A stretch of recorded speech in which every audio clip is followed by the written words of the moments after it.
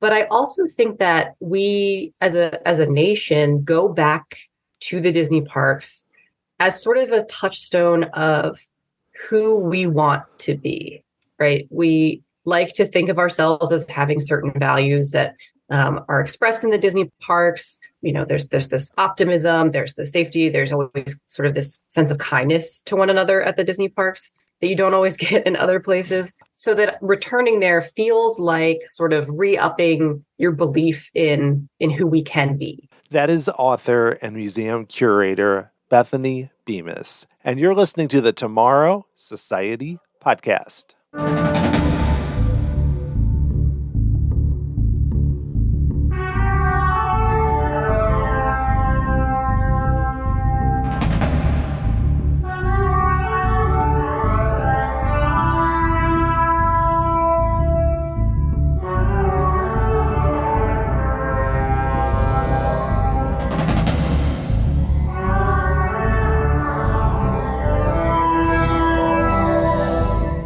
Hey there, it is great to be back here on episode 203 of the Tomorrow Society podcast. I am your host, Dan Heaton. A little longer than I would have liked to get you another episode, but I am excited about this interview that I had with Bethanee Bemis, who is a curator of the new exhibit at the Smithsonian, which is called Mirror, Mirror, Reflections of America in Disney Parks. Very cool pictures that were submitted by fans of Disney, also some really cool artifacts of the parks and how Disney has presented America's national narrative and how it's changed over the years. Also, on a related note, she is an author of the really cool book, Disney Theme Parks and America's National Narratives, Mirror, Mirror for Us All, that came out recently. It's a companion piece to the exhibit, and Bethanee and I talk all about what she gets into in the book and the exhibit, including just how Disney's theme parks have shaped how we look at ourselves. Not like what realistically is there in America, but how this country's story has been shaped by places like Main Street USA and Frontierland and Liberty Square and movies that Disney has done, whether it's Davy Crockett or other kind of live action historical representations. And then how Disney has evolved, how they have made changes to what we're seeing right now with Splash Mountain or with Pirates of the Caribbean or Jungle Cruise, digging into how the parks connect to our national identity. And then at the end, I try to quiz Bethanee on some very tough questions about what she likes as a parks, because she is also a big Disney fan. Not someone who just looks at it from kind of a high-minded perspective, but someone who also really loves the parks. I hope you enjoyed this interview. It was really cool to talk to Bethanee. Let's get right to it. Here is Bethanee Bemis.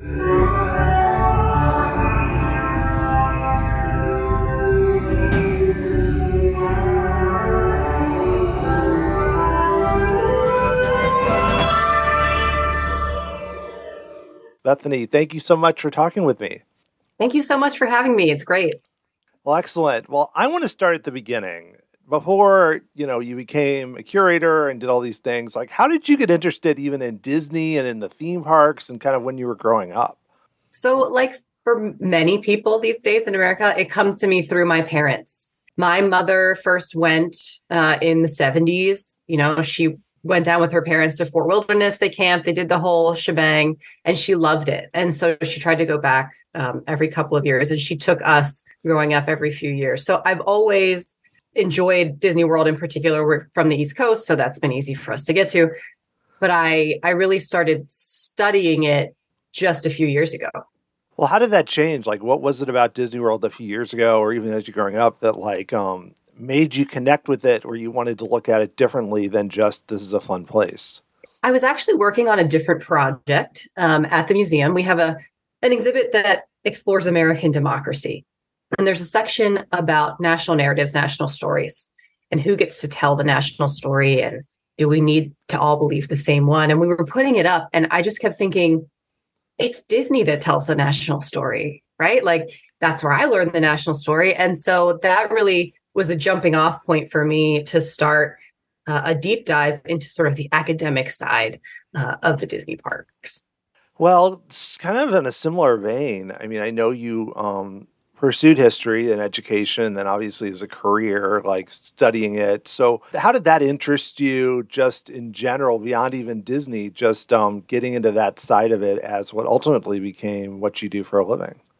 Well, interestingly, I think that it does tie sort of to my interest in Disney, and it's because I enjoy stories and I enjoy theme spaces, right? And so to me, history is nothing but great stories of people. And then I really enjoyed going to historical sites and going to museums and that experiential aspect of history. And so I went into a field called public history, where we meld sort of the writing of academic stories and the physical experience of history into museums.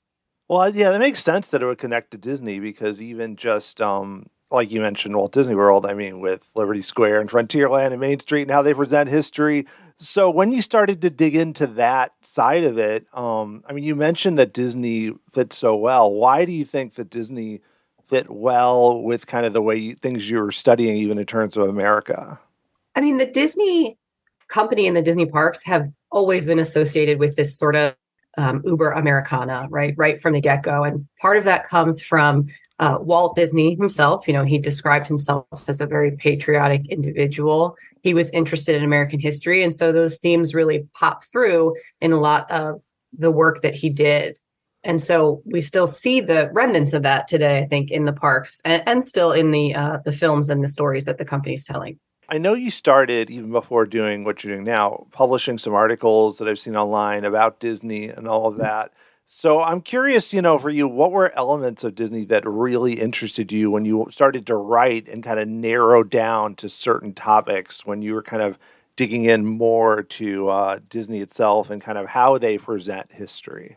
I think I was particularly interested in the fan aspect of Disney.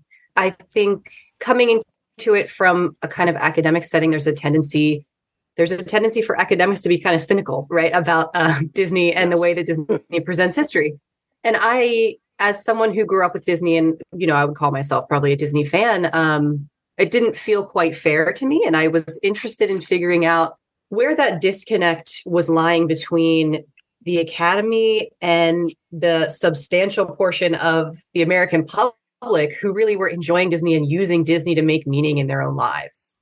Right, yeah, because there's obviously still this idea among some people that Disney is this, it's for kids and they do some nice light entertainment, but it might not be considered, even though there's been some really good scholarly work, it might not be considered as important. So, how do you kind of, when someone is not considering it seriously, how do you kind of look at it and present it in a way that that person goes, oh, there's more here than maybe I would have known or thought about? I mean, the first thing I think to do is I kind of throw statistics at them. Particularly coming from a museum background, we're interested in how many people we can reach.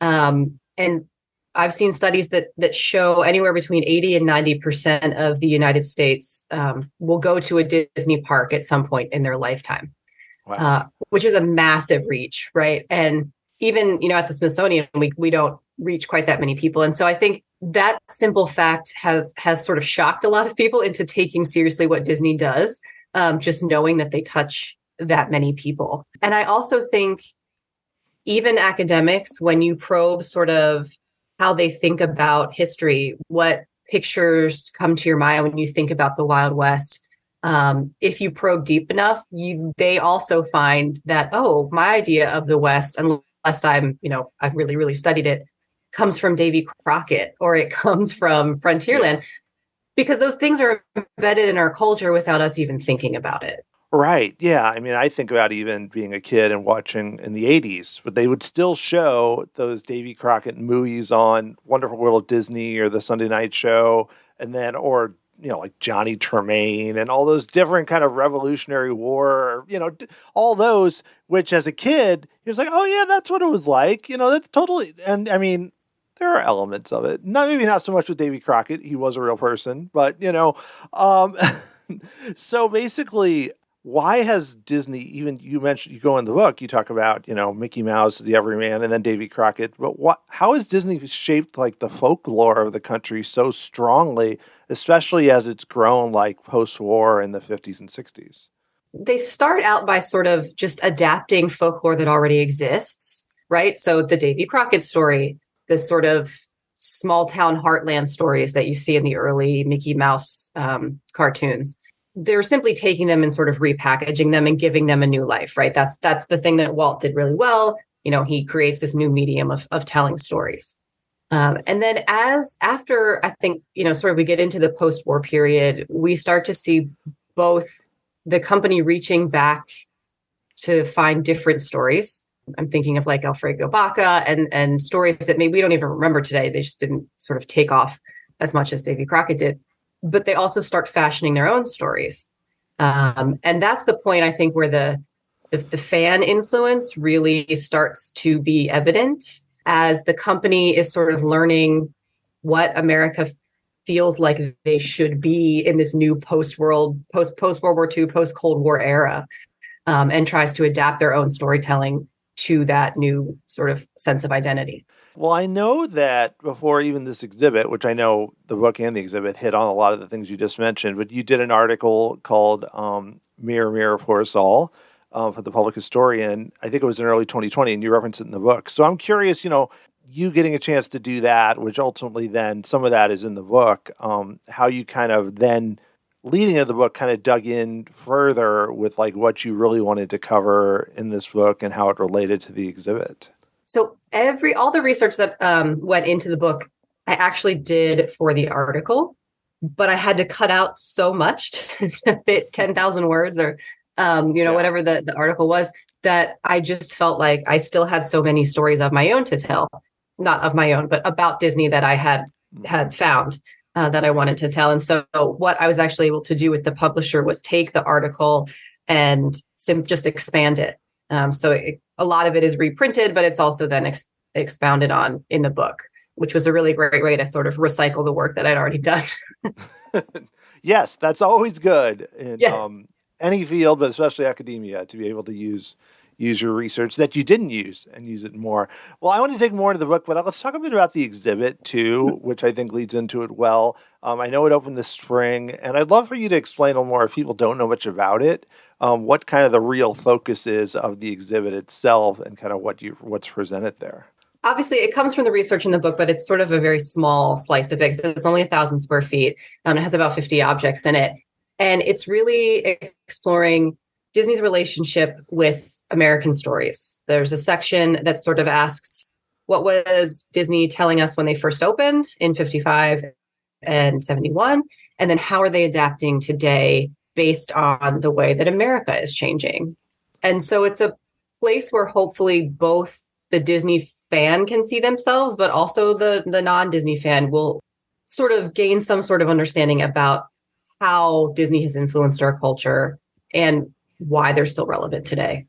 Definitely. Well, I know you went about the group at the Smithsonian acquiring photos from the public to kind of expand that. So how did that process come together where it's not just, there's some cool things like I saw there's like maps and things that are actual pieces, but then there's more to it that relate to the people, I guess.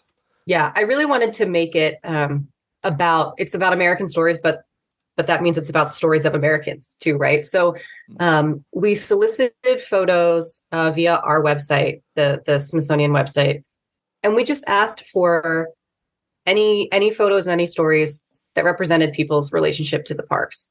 And in the past, we have done that for other topics, and we've gotten, maybe 50 to 100 responses.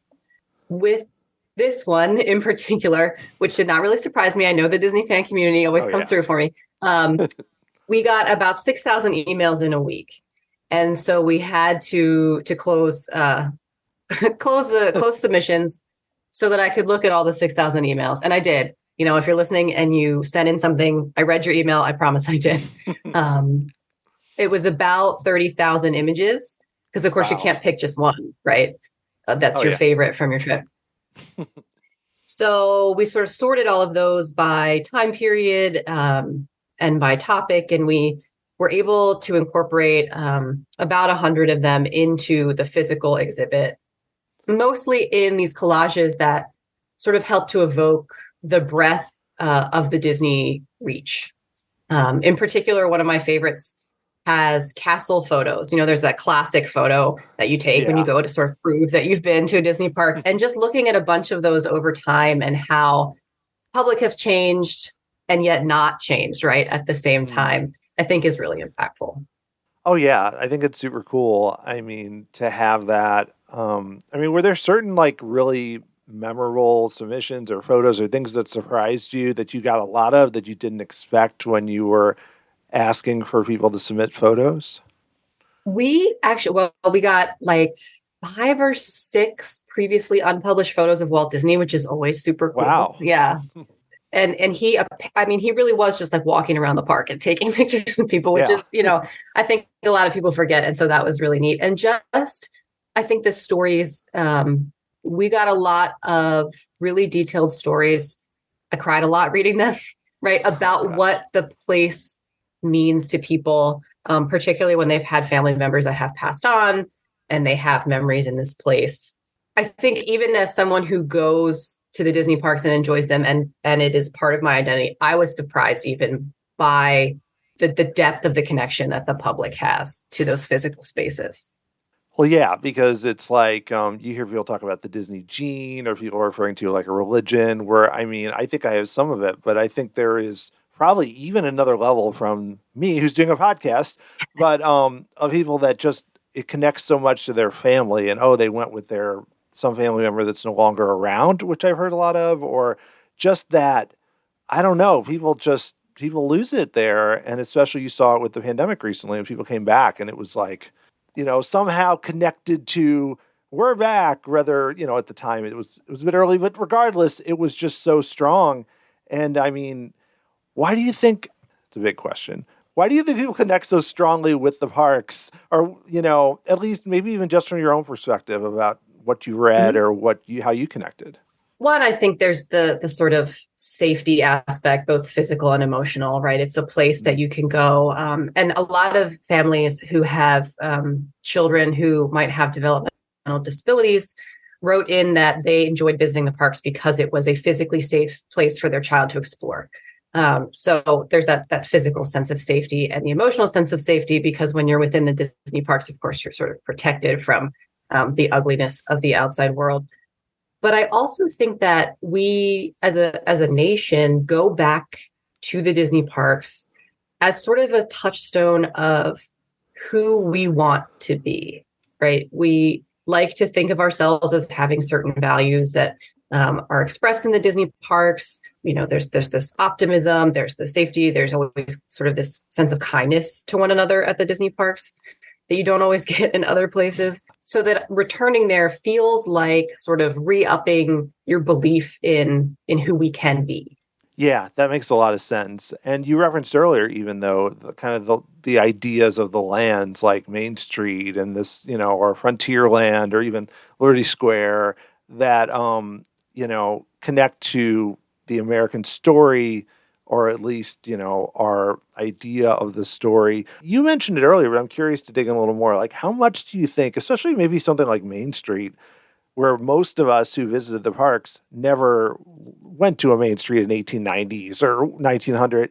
How does that, why is that built up so much, that idea, or how much like as a role is it played in how we all kind of look at our past as, in the United States?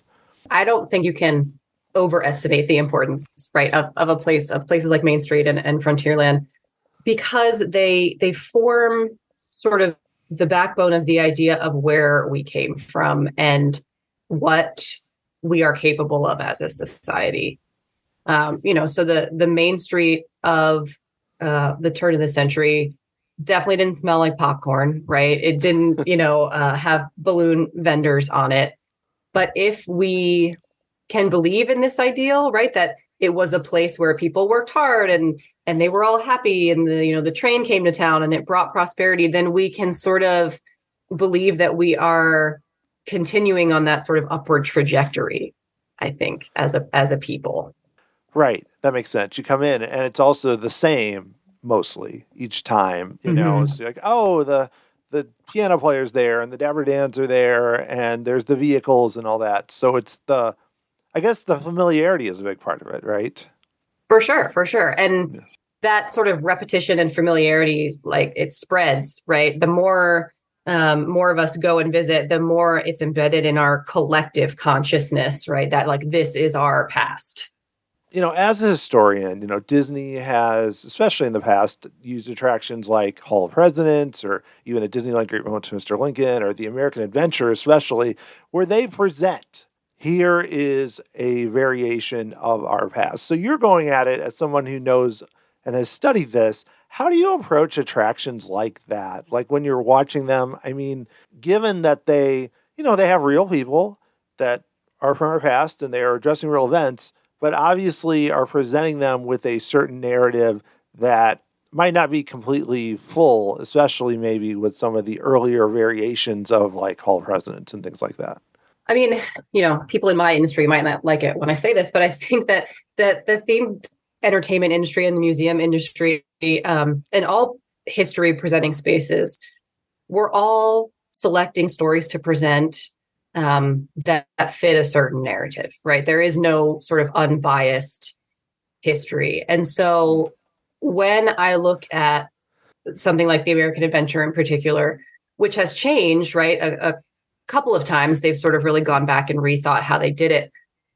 I'm thinking more about why they're choosing to present what they present at any given time, because I think it tells us a lot about, again, who America wants to think that they are at any given time, rather than whether it's giving us a straightforward history lesson or not. Right. It's presenting like, oh, we had struggles, but we overcame, or we're moving forward, or we're growing. And it's like, yes, we are. And I come out of that. I mean, I admit, I can be a little cynical, and I come out of that, and I'm like, yes, Golden Yeah. Dreams flying. I can, and I'm like, it gets me, But I mean, I also don't go in thinking now I have learned all these new things, but emotionally, I feel like it still really works, even if you kind of, I feel like I kind of take I wouldn't say intellectual, but try to think through issues, but I still get caught up in it every time. Yeah. I mean, and that's its intent. And there certainly is a place for that in any society, right? I mean, we need some sort of cohesive story to pull us together, as a country. I mean, every country has its sort of national narrative. And so I don't go into it thinking like, oh, it's so bad, right, that Disney presents this and doesn't say this or anything like that.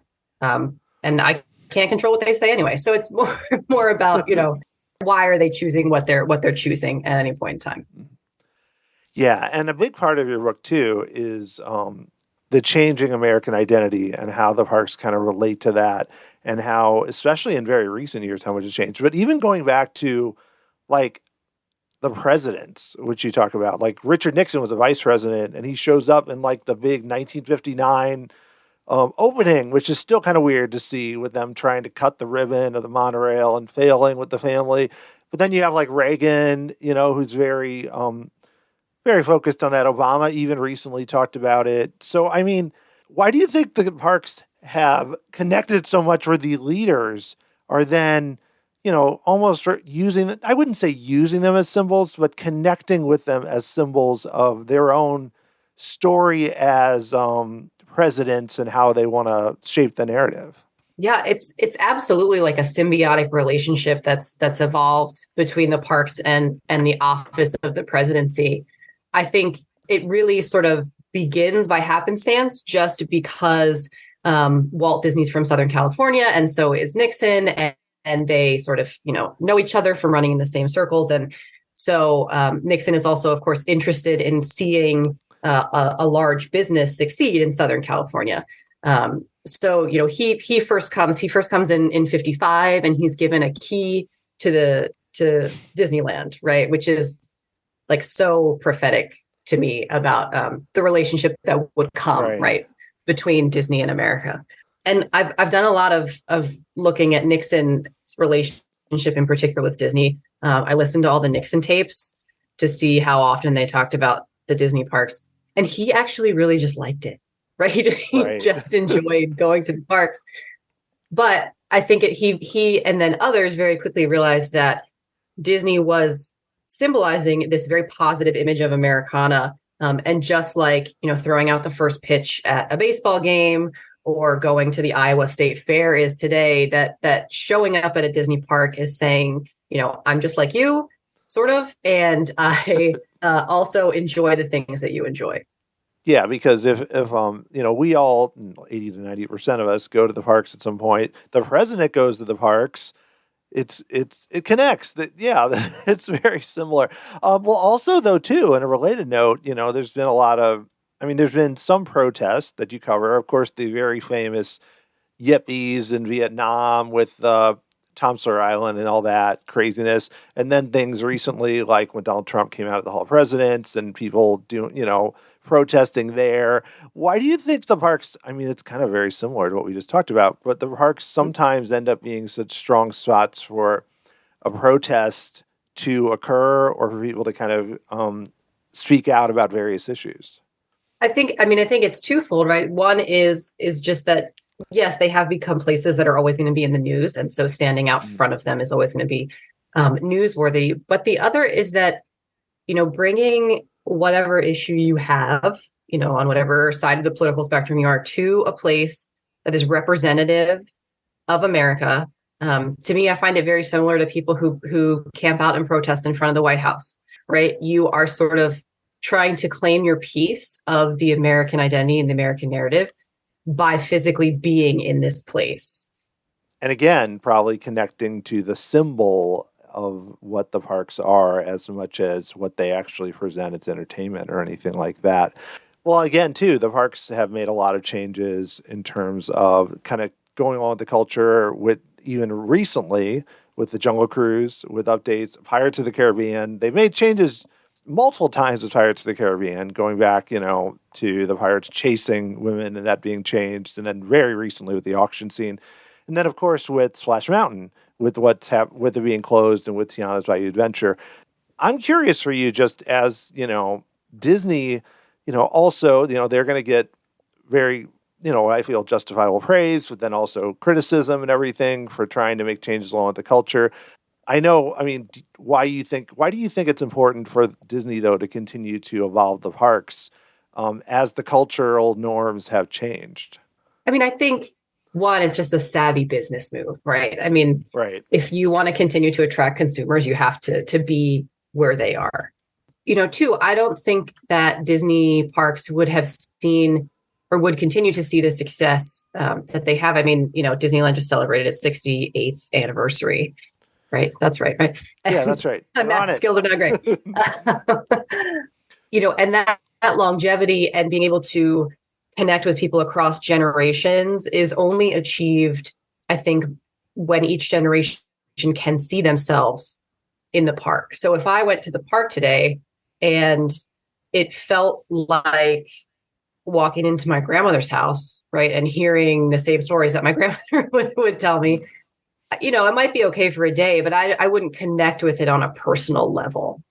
And so I think that continued involvement is really important. And I think it's important because it keeps the public invested in Disney's success themselves, right? If I see that Disney is making change based on what we as consumers think needs to happen, then I continue to engage with that company to create what I think is positive change. Right. And then they had recently, I forget the exact term, but like the additional key that Josh D'Amaro was talking about that they announced. And even just finally, what I feel like seemed to be a bit slow, but loosening up some of the like hair and tattoo and some of those restrictions they had for so long, which to me seems very positive. But again, probably like you said, there's some business side of it, but it probably is also really important for the employees or cast members, excuse me, oh boy, that they feel connected, right? Because if not, it's not going to feel, if they're being stifled, it's probably not going to feel like a place that we want to go to and be welcomed into. Right. And I mean, I have read that, about not just Disney, but all kinds of corporate places needing to recruit, new generations of workers. You sort of have to meet them where they are. And most of us have tattoos when we're under, anyone under 40. Yeah. And even just whether it's having them work remote, or whether, when you could relaxing dress code where I don't think there are a lot of companies where everybody's wearing suits or anything. Mhm. Not that I would work for, but just in general, finding a way to connect with young people. And so, that raises kind of the larger question, because I at least feel like Disney is more popular, even than I'm saying in the early 2000s when, I was a young adult and was kind of like, oh, I like Disney. People are like, really? You like going to the parks or whatever?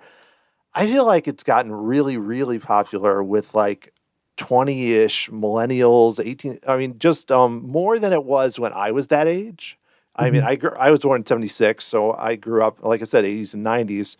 Do you think that's true? And if so, why do you think it's really connected, I think, even more with the younger generation, maybe even than my generation?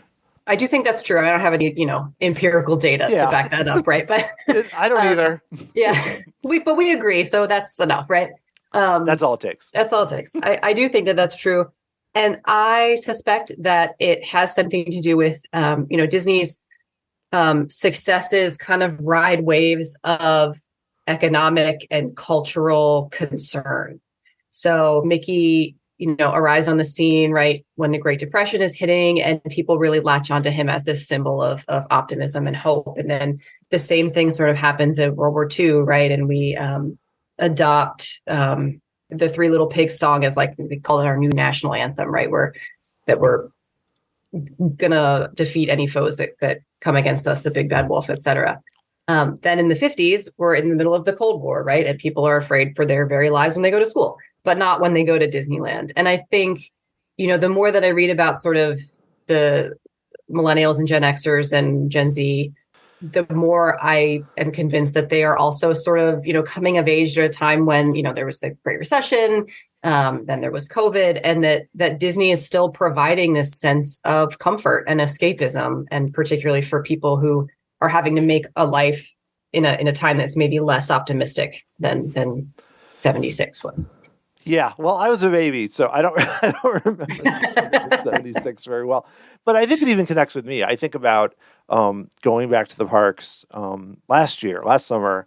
COVID was still a thing, but it was not the height of it, and feeling different about it. Like, still very crowded, still long lines, but just like being there was something different. And not just to pick on COVID, but just in general, I think you hit on something that, like, even whether it's job market, whether it's health or anything, and the parks keep getting more expensive, yet people still, like myself, find ways to go because it's like, well, I need to. There's a need. It's different than I want to. There's something else there that's beyond just oh, that might be a fun vacation for a few days. Yeah, and we saw it even in the 70s, after the oil embargo, when gas was available again. People flocked to the Disney parks, particularly to Walt Disney World. It just seems like, I think you're right, that there's some sort of psychological need. We all have that sort of need for comfort, right? But Disney is able to provide it to this really large swath of the population. Yeah, and even I think it probably will continue that way. I would hope, but regardless of what they do in the future, they seem to still be staying very popular. Well, just to sum up kind of the book, I'm curious for you, kind of now that it's out and, the exhibit is out and all that. As you look back on it, what do you kind of take away from it as just like positive thoughts or just overall reactions to how you feel about the whole experience thus far of the book and the exhibit and everything that's happening right now? I feel really great that it actually happened. It was like a dream for a long time. Yes, it's out there in the real world. And I've been really enjoying, like I said, I've been a Disney fan. I've been going to Disney parks for years, but I've now sort of discovered the Disney fan community online, and they're amazing. And, this group of podcasters and people who sort of live in this world. It's been really gratifying to get to join all of you and talk to people. And I think finding something that really allows me to connect with people on this really human level, it's been really fun and really gratifying. Well, that's great. Well, before we finish, I did want to ask a few kind of fun questions or learn a little more about what you enjoy at Yes. the parks, if that's okay. You know, we can't, I love that. we've been very serious, but we have to be a little silly. But before I even do that, I mean, when you were a kid, like you go to the parks, what were kind of your favorite attractions going when you were younger? Like, what were the things when you went back, you're like, we're doing that. This is the thing we have to do. What were kind of the big ones for you? We have to ride the carousel. We always do the carousel. And the people mover. I really love the Yes. people mover. I just, yeah, Yes. I know. That's like a controversial one. Nobody That likes the would, people mover. I mean, if you don't like it, then I don't know what's wrong with you. Yeah, but and when I was a kid, I think I really, really liked Space Mountain. So all of those things are at Magic Kingdom, but you know, that is the best park in my opinion. So Yeah, yeah. I can't argue with any of those. You know, people mover, I still, you know, love going on I that. could sit on it for hours and just people watch, you know. Right, right. And you get away from the crowd, so you're just like, I'm up here, I'm in the parks, there's music playing, I'm seeing it, especially at night, Yeah. but I'm not like with the crowds. Yeah. And you get to sit down. Yes, sitting is good. Especially for more than like 3 minutes, like a Yes. coaster or something like that. All right. Well, I have a few silly questions. Well, this one's not that silly, but I'm curious for you. This one's a little more serious. Mhm. Not really serious. Which of these Disney World attractions does the best job at showing U.S. history? Ooh. Which one? Is it the Hall of Presidents, the American Adventure, or Carousel of Progress? Which one shows the best version of history? I'm gonna have to go with American Adventure. I think because it presents such a breadth of American stories, which is not me saying it's perfect, but I do think that it does the best job. Yeah, the Carousel of Progress is mostly just a gag choice there, given the You know, but I but thought I'd throw it I in there. watch it. So do I. I enjoy it, but I mean, there's some stuff in there that's a little questionable, but I enjoy it. I enjoy it. Okay, all right. So I don't know, Bethany, how familiar you are with the America on Parade bicentennial celebration that Disney did with many strange floats. Yes. Many strange floats. It was like a 30-minute parade. It was so long. So which of these floats do you think embodies the United States the best? Oh boy. A float of the Salem witch trials with someone about to be executed, the first Thanksgiving with the giant turkey, or the float of the massive, massive sandwich? Which of these embodies the United States the best? Definitely it was the sandwich, right? Yes. Multiple groups of people coming together to make one great, delicious country. Have you seen a picture of that sandwich? Yes, I have. You seen it? Oh my gosh. I really just asked this because I just want to talk about how ridiculous that is. I mean, but people loved it. And you know, that celebration and that parade, that was an official bicentennial celebration for the United States. The government, Really? The government sponsored. So I'm proposing that we do that again for 2026. You know, that's coming up. It's going to be the 250th anniversary. Bring back the sandwich. Bring back the whole parade. Yeah. I mean, they might have to recreate it, but but don't try and make it fancy. Don't make it like Festival of Fantasy. We want it to look like that parade. That's what I want. I want the weird, tall people of America that were really creepy, the Betsy Ross, the whole deal. Big-headed Ben Franklin. Yeah. Yeah, that's what I want. Apparently, I saw that parade. I have a picture of me as a baby wearing red, white, and blue overalls in a stroller sitting on Main Street when I was 6 months old. Oh, So see, that's why it. you love it so much. It's embedded in I guess so. Okay. Now, when you go to the parks, what are your go-to attractions? Have they changed? Is the carousel still your go-to attraction, or have others taken over? Okay, so I mean, I still have to do the carousel, right? Like I still have to do this carousel. I still have to do the people mover, because that's always like the last thing that I do generally before I'm done with my vacation is the people mover. But love Avatar Flight of Passage, love Cosmic Rewind. Just got a chance to ride Tron. Not quite as good as Cosmic Rewind, but still great. So I am a little bit more of a thrill ride girl now that I'm older. Cosmic Rewind is probably my top in the parks right now. Wow. I see. Last time I went to Disney World was March of last year. So we missed Cosmic Rewind by 2 months or something. So I haven't done it, but that's what I've really heard. I've heard that Tron is fun, too, a little short. Because I was a little skeptical about Cosmic Rewind in Hmm. general, just because I was like, Epcot, Guardians, why are they putting it there? That building's like gigantic. But I will say, everything I've heard, people have said, like, not just Best Ride in Epcot, one of their favorites that they anywhere, which is it's a lot. People are skeptical. People were very skeptical of that ride before it came out. So For sure. And yeah. you can say what you want about whether the Guardians really fit in the vision of Epcot, which is of course not Walt's vision of Epcot at all. Well, right. But the ride itself, I mean, and I have never seen the Guardians of the Galaxy movies, and I still love that ride. Wow. Mm-hmm. Yeah, I just did the other Guardians one in Disneyland last month. Oh, Breakout. Mm-hmm. Which that throws you around. That's not like Tower of Terror. Man, the Guardians are having fun with us. But no, I enjoyed that too. And I've seen two of the Guardians movies a few times. Haven't seen the new one, but I'm not sure it matters. Yeah, Flight of Passage though. Again, I was very skeptical because again, I'm like, it's like Soarin', there's a screen, what's the deal? And that reveal when it opens up, and I was like, oh my gosh.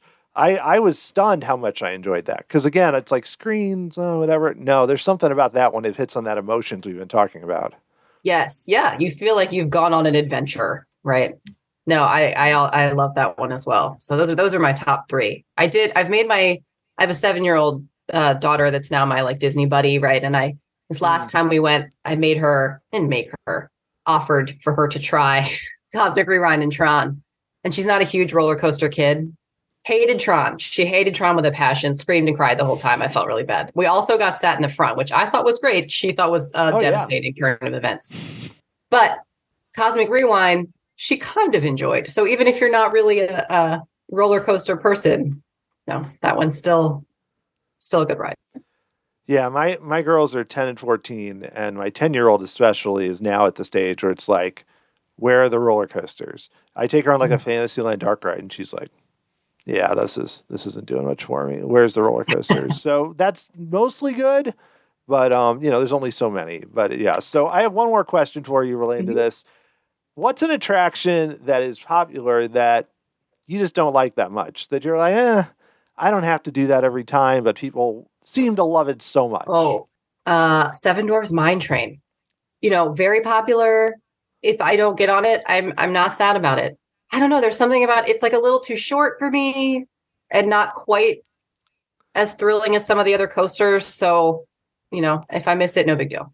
It's interesting. When I asked the question, that was one of the ones I had in my head. Really? Because I hear it's because the line is so long.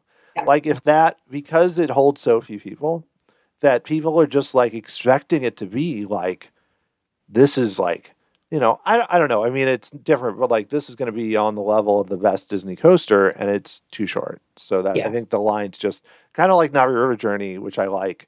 But when the lines are 90 minutes, everybody's like, really? The buildup is not quite living up. Yeah. Yeah. 30-minute wait, 20-minute wait, different thing. Okay. Well, I'm glad we covered those. This was, the American Parade. That's the reason I set this up. The book is nice and all, but just to talk about that was the only reason. But in general, this has been really fun. If listeners want to check out the exhibit or learn more about the book or follow you online or anything, where should they go? What are the places? The museum's website is americanhistory.si.edu, and that's where we have our sort of web version of the show, which we will be updating soon to include 200 of those submitted photos, so people can scroll through those.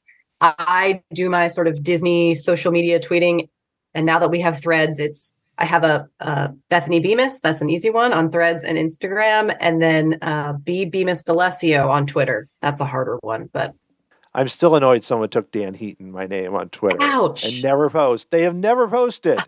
So I have the Dan Heaton on that, which then I've carried over. But it's like, it's so easy. It's frustrating. You are the Tomorrow Dan Society Heaton. won't.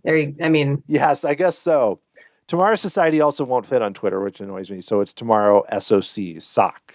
I got it though. I mean, It's the best I could do. Yeah. Well, not to turn this into me, this is about people connecting with you.